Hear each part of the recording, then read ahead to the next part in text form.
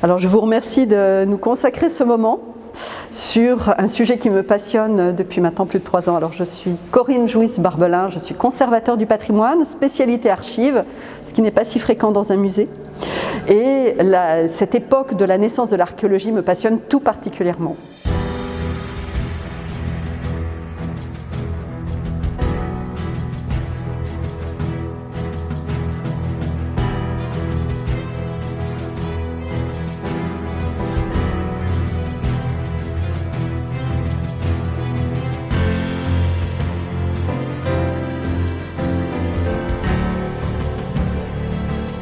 Il est dit depuis les années 2000 que Napoléon III est l'empereur archéologue et ça a été l'occasion dans ce lieu qui est vraiment le musée qu'il a créé de s'interroger sur qu'est-ce que l'archéologie à cette époque-là et quel est le geste de Napoléon III envers cette archéologie.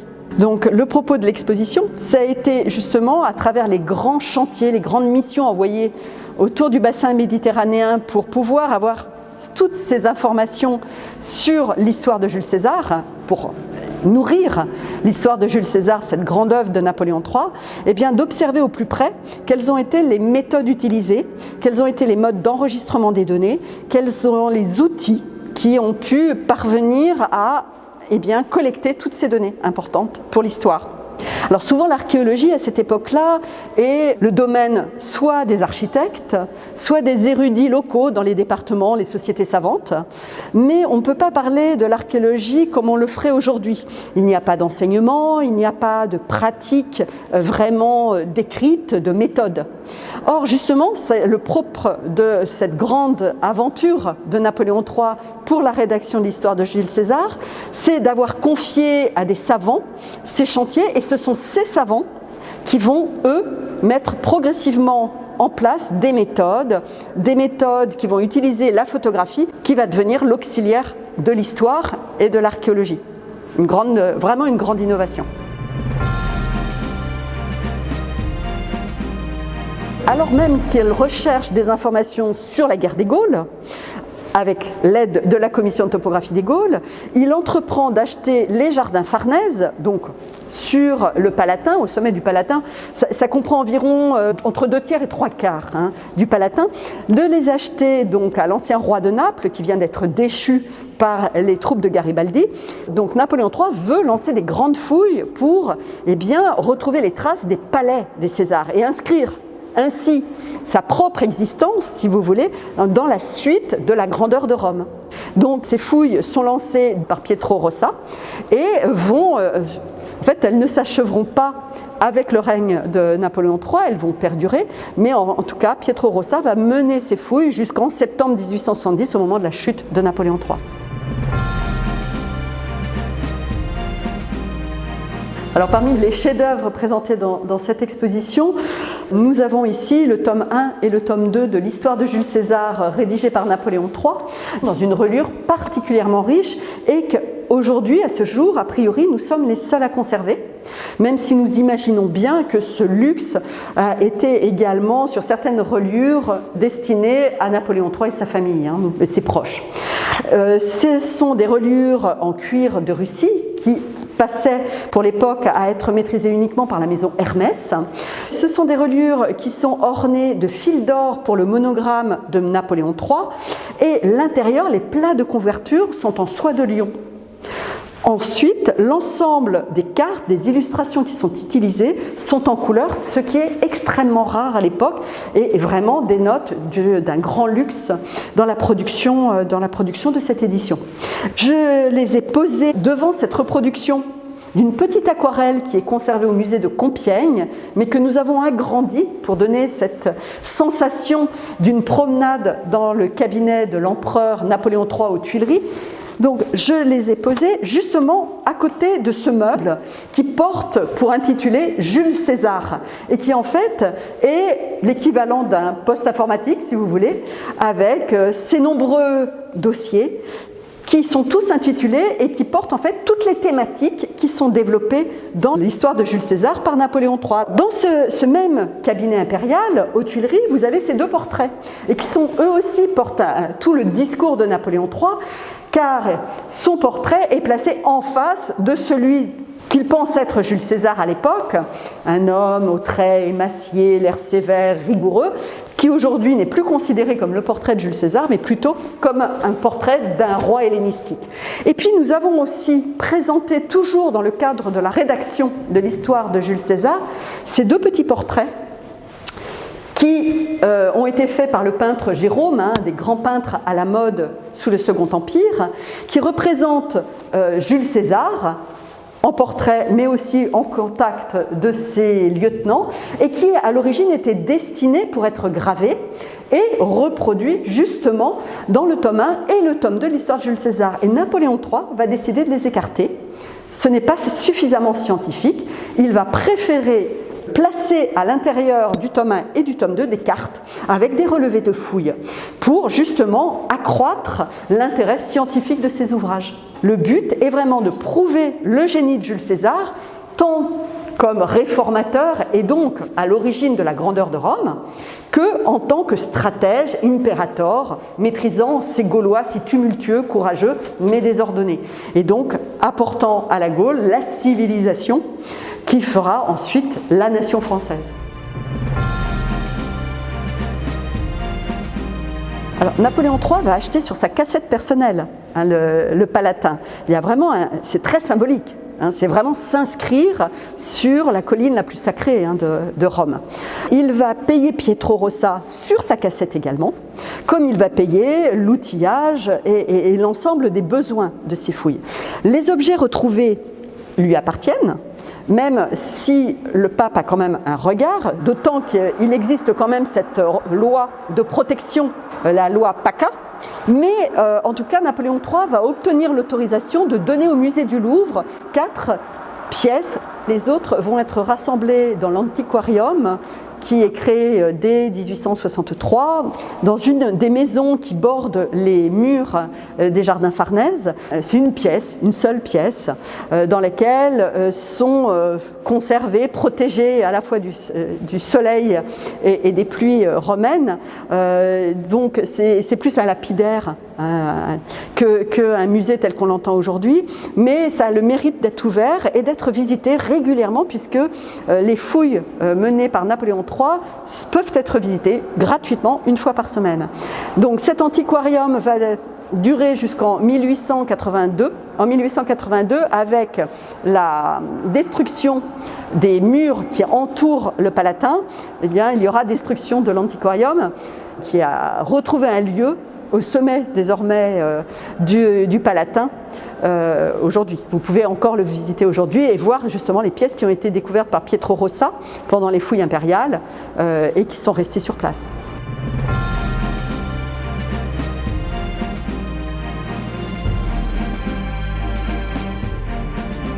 Napoléon III, pour illustrer l'histoire de Jules César, va souvent faire référence à la colonne Trajane, puisque la colonne Trajane, bien que réalisée 200 ans après la guerre des Gaules, et donc après la mort de Jules César, est quand même, pour les historiens de l'époque, pour les grands amateurs de l'Antiquité, le symbole même de la grandeur de l'armée romaine. Et c'est cette iconographie, ces images que Napoléon III va rechercher pour comprendre la grandeur de l'armée romaine. Et alors quand on observe de plus près les reliefs de la colonne Trajane, on comprend très vite cet intérêt de l'empereur.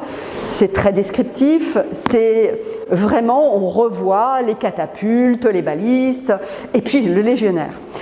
Napoléon III va obtenir du pape Pie IX en 1861 l'autorisation de mouler entièrement la colonne Trajane. Ces moulages vont donner lieu à 2 tirages. Un tirage va rester au Latran, le second va venir à Paris et ça va fasciner les Parisiens, les visiteurs et l'empereur bien évidemment. Ces moulages vont être exposés au Palais de l'Industrie à côté de la collection Campana et surtout vont être photographiés et vont être surmoulés. C'est-à-dire qu'il s'agit là de prendre un des fragments, des passages de la colonne Trajane et sur le tirage original de faire un second tirage. Et en fait on va s'intéresser justement à la fois à l'armement défensif et puis surtout on cherche à reconstituer.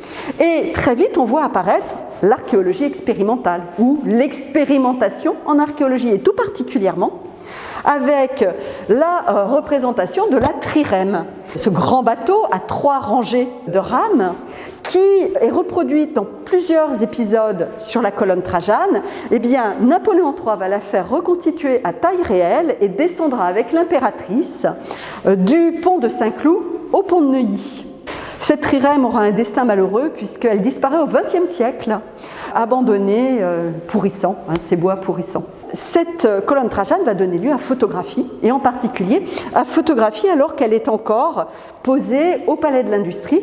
Et c'est en fin de compte grâce à ces photos qui ont été prises en 1862, probablement à l'été 1862, qu'on a une connaissance aussi fine du relief qui aujourd'hui est très abîmé sur la colonne Trajane originale. Les moulages qui font l'admiration de la vie parisienne vont donner envie à Napoléon III d'être reproduit, mais cette fois-ci en métal, par la technique de la galvanoplastie, c'est-à-dire par une technique d'électrolyse, très à la mode à l'époque. Problème, c'est qu'au moment de l'électrolyse, le démoulage ne se fait pas. Et donc la seule possibilité, ça va être de plonger ces moulages avec leur couverte d'électrolyse, de métal, dans de l'eau bouillante. Donc je vous laisse imaginer l'état des plâtres ensuite. C'est a priori la raison pour laquelle aujourd'hui nous ne retrouvons plus, en tout cas ni au musée ni au Louvre, de plaques originales de 1861. Et ça, c'est vraiment de grand dommage. Alors en revanche, l'électrolyse, l'effet de l'électrolyse, cette fois-ci ces moulages en métal, nous sont bien connus. Ils sont conservés au musée d'archéologie nationale, ils sont passés par le Louvre, puis sont arrivés au musée d'archéologie nationale et sont aujourd'hui en partie remontés dans les douves du château. Et vous pouvez les voir. Alors, ce que j'ai appris dernièrement, c'est que Napoléon III avait un grand projet. Ce n'était pas par simple effet d'essai qu'il a voulu créer ces galvanoplasties, c'est qu'en fait, il voulait créer une colonne tout près du Carrousel, s'inscrivant ainsi dans l'héritage de Napoléon Ier, son oncle, et faisant écho ainsi à la colonne de Vendôme.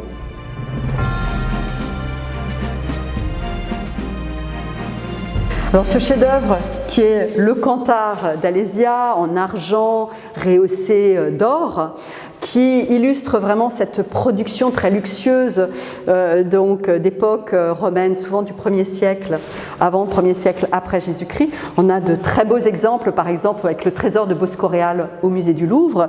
Eh bien, cet objet qu'on appelle Cantar d'Alésia a été retrouvé lors des fouilles, la seconde partie des fouilles menée par Eugène Stoffel, ordonnance de Napoléon III à partir de septembre 1862. Et en effet, elle est trouvée dès septembre 1862. Elle est trouvée par le Gros Claude, qui faisait partie de ces fouilleurs, souvent des agriculteurs qui œuvraient sur place.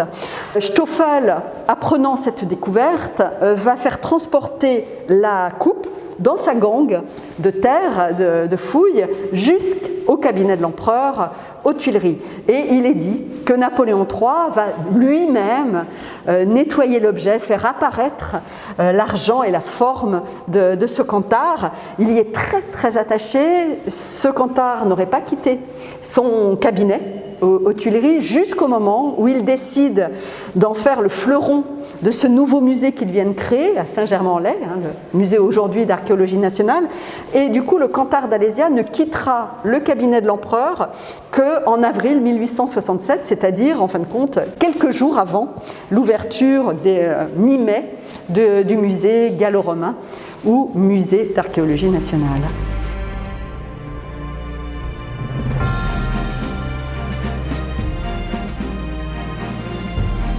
Ce tableau a été réalisé par Fortuné Léraud, qui est un pensionnaire de l'Académie de France à Rome, c'est un Grand Prix de Rome, et qui est passionné par les fouilles menées par Pietro Rossa, donc sur le Palatin, dans les jardins Farnèse. Et il le suit pas à pas.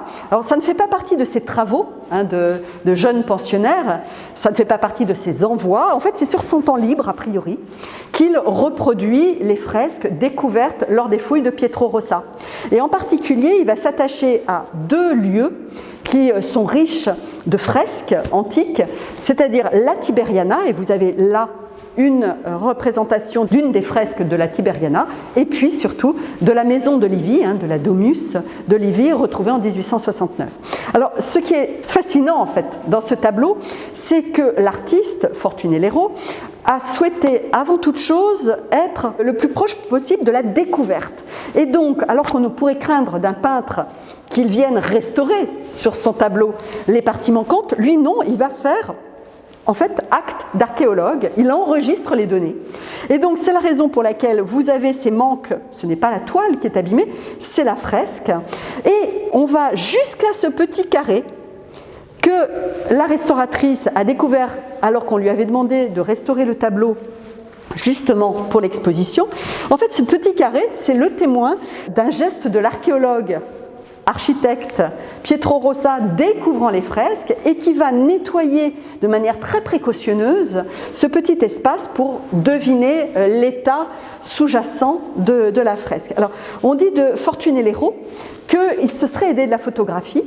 Il se rendait sur place outillé pour prendre des photographies et qu'ensuite en atelier, il reproduit et fait des allers et retours entre le Palatin et la Villa Médicis pour être au plus proche de la réalité des découvertes. La photographie est vraiment la reine de l'exposition. Nous avons vraiment souhaité mettre l'accent sur ce nouveau médium parce qu'elle est la preuve du réel, mais elle exige une technicité que nous avons du mal à imaginer aujourd'hui. En effet, ces photographies sont faites pour la très grande majorité d'entre elles à l'extérieur, ce qui est déjà une évolution considérable, mais aussi elles sont sur plaque de verre avec cette couche de collodion humide. Alors le collodion humide, c'est du nitrate de cellulose qui est mêlé à de l'éther ou de l'alcool avec les sels d'argent qui vont réagir à la lumière. Ce qui sous-entend donc, à cause de l'éther et de l'alcool, qu'il faut que ce collodion soit toujours humide pour que la prise de vue, que les sels d'argent puissent vraiment bien réagir. Ce qui implique aussi que le matériel doit suivre le photographe pour qu'il puisse préparer sur place l'ensemble de ce collodion humide. Et donc on a du mal à imaginer tout ce matériel. Là, pour ces photos qui sont réalisées par la commission de topographie des Gaules, on évalue environ à 50 kg de matériel qui suit le photographe. Nous avons là des plaques de verre reproduites qui illustrent toute cette réflexion de Verschère de Riffi, justement, sur le matériel militaire développé lors de la guerre des Gaules par les Romains. Et donc, en particulier, cet homme qui est une ordonnance de Napoléon III, qui est un militaire, qui est polytechnicien, artilleur, se voit chargé par l'empereur de réfléchir à la modernisation de l'armement français. Et il va en particulier créer le canon mitrailleur qui va malheureusement s'enrayer au premier jour de la guerre franco-prussienne en 1870. Mais on voit qu'il passe beaucoup de temps dans ses ateliers de Meudon, donc dans un lieu qui est caché, qui est confidentiel. Il passe beaucoup de temps à réfléchir justement sur le camp de César à Alésia, jusqu'à faire reproduire dans ses ateliers de Meudon, à taille réelle, le camp de César tel qu'on l'imagine à l'issue des fouilles menées par la commission de topographie des Gaules et par Stoffel.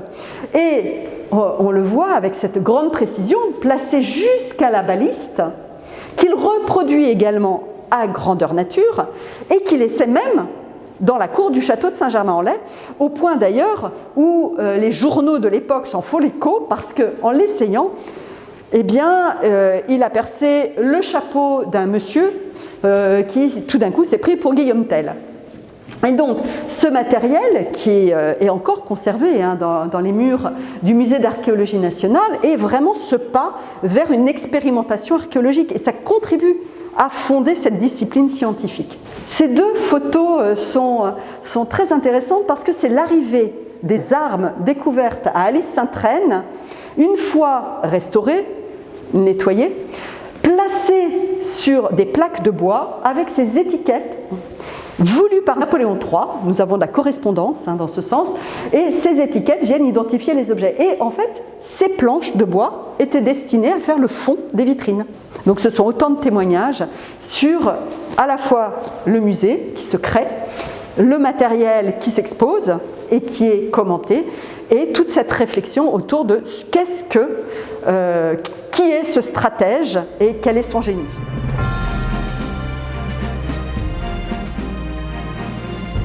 Napoléon III, en 1863, 1864, puis 1866, donne au musée du Louvre ces œuvres qui sont vraiment des fleurons de l'histoire de l'art. La première œuvre qu'il va donner, c'est cet Eros, appelé Eros Steinhauser. Cette figure a été retrouvée sur le Palatin et surtout a été tout de suite moulée pour produire un tirage que conserve aujourd'hui l'Université de la Sapienza à Rome.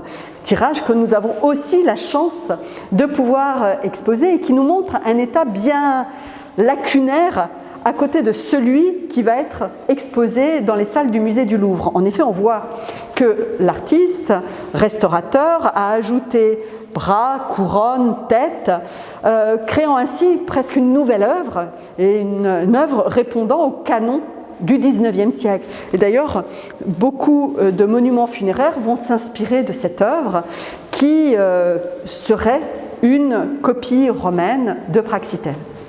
Et retrouvé quelques années plus tard, ce magnifique torse de satyre au repos.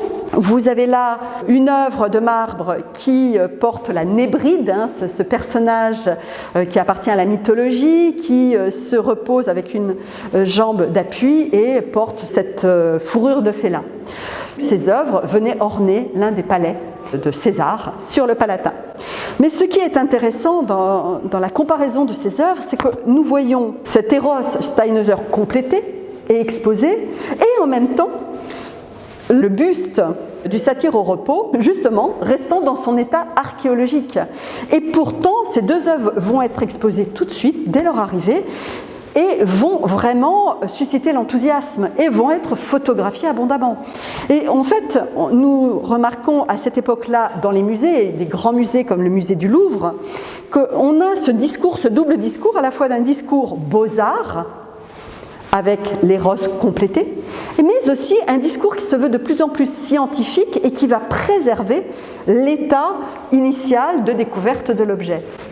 L'archéologie pénètre à petits pas au musée du Louvre.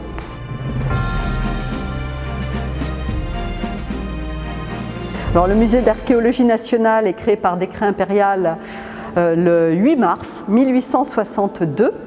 Il s'appelle musée gallo-romain et ce n'est pas innocent. Napoléon III souhaite, avec ce musée, créer un musée à la gloire de Jules César. Ce personnage qui est à l'origine de la grandeur de la France, en lui apportant, en lui offrant la civilisation.